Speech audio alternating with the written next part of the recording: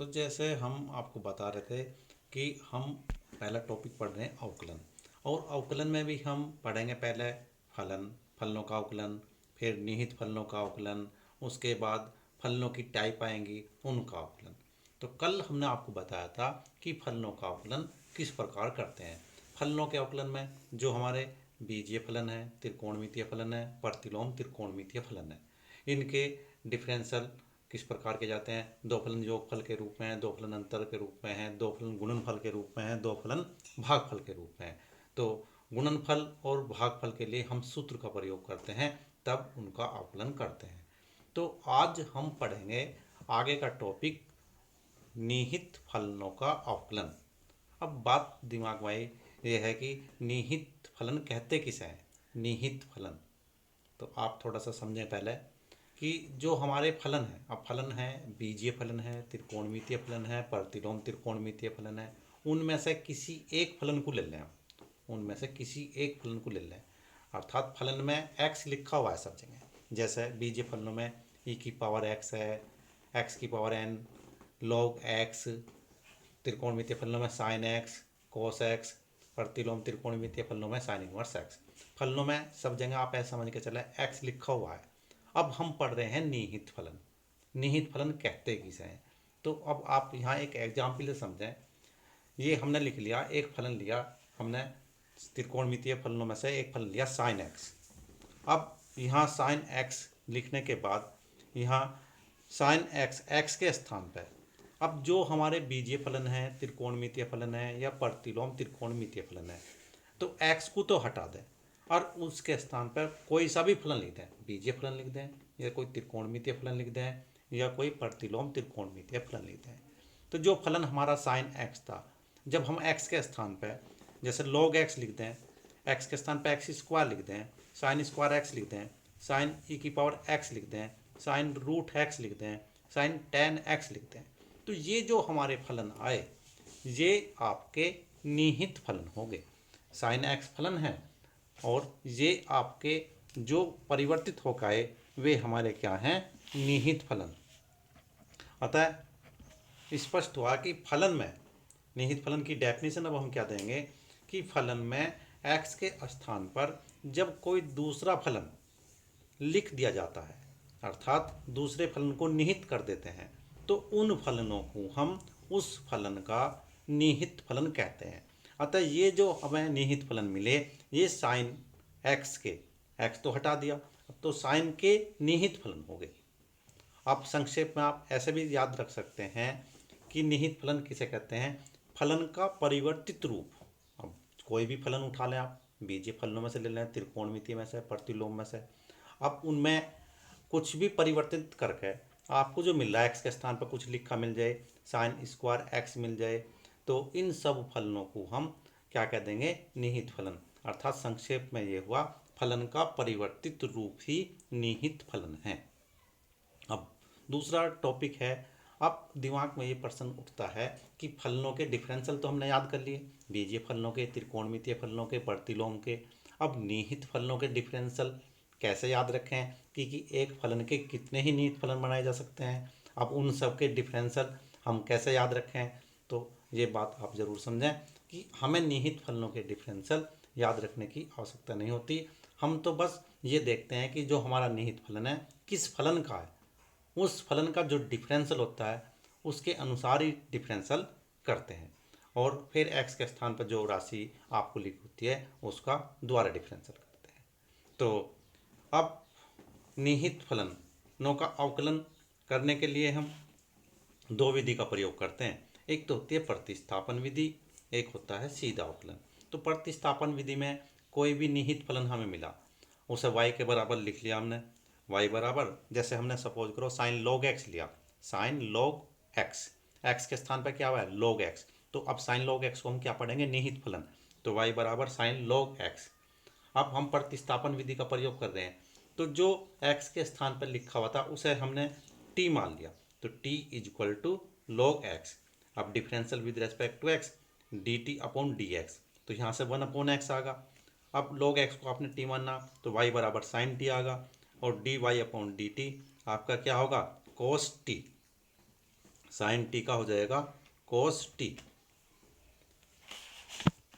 अब d Y upon D x बराबर लिखा d Y upon D t और into D T upon D x, d T upon D x.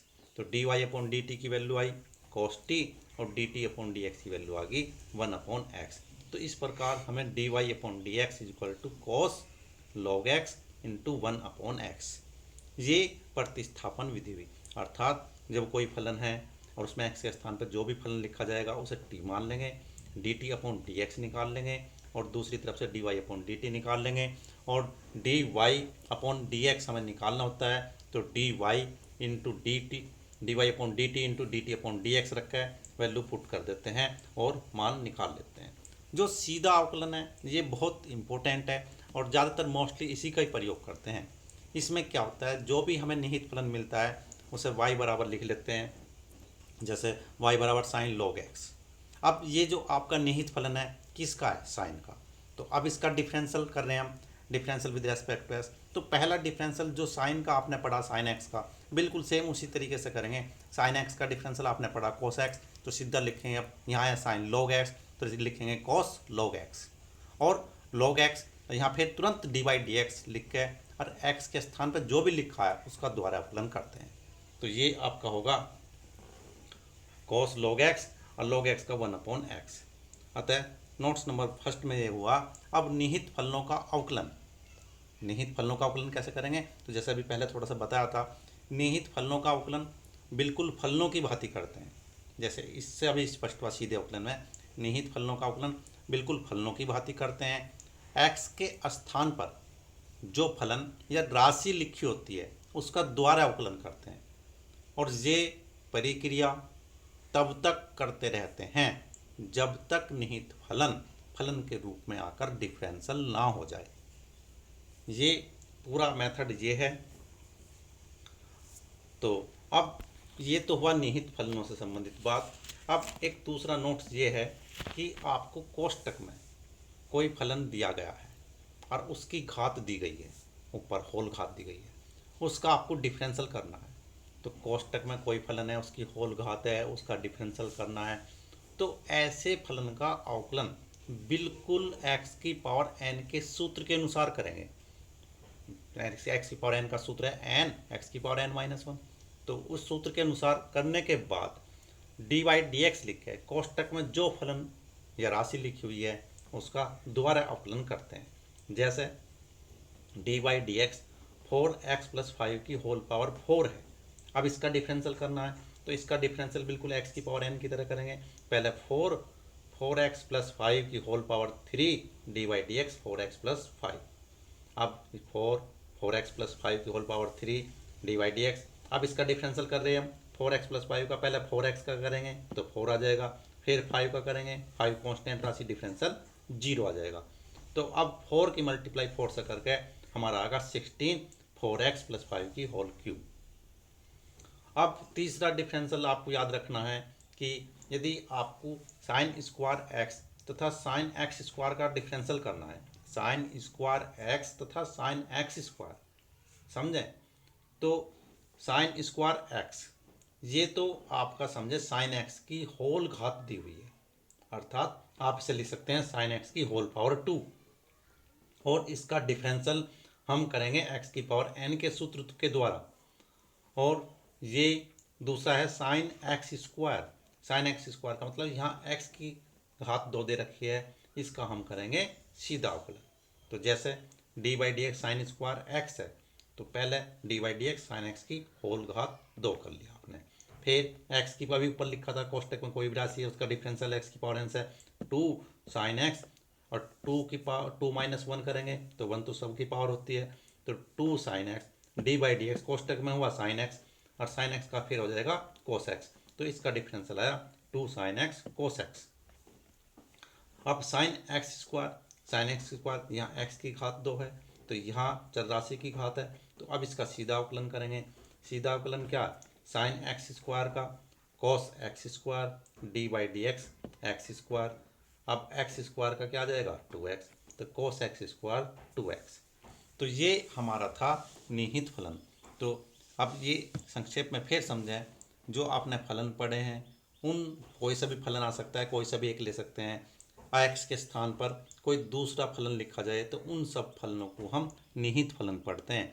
संक्षिप्त में आप याद रख सकते हैं, फलन का परिवर्तित रूप ही निहित फलन है। अब इनका डिफरेंशियल करने का मेथड, निहित फलनों का अवकलन बिल्कुल फलनों की भांति करते हैं। एक्स के स्थान पर जो राशि होती है उसका दोबारा अवकलन करते हैं और ये प्रक्रिया तब तक करते रहते हैं जब तक निहित फलन फलन के रूप में आकर डिफरेंशियल ना हो जाए। ये मेथड है।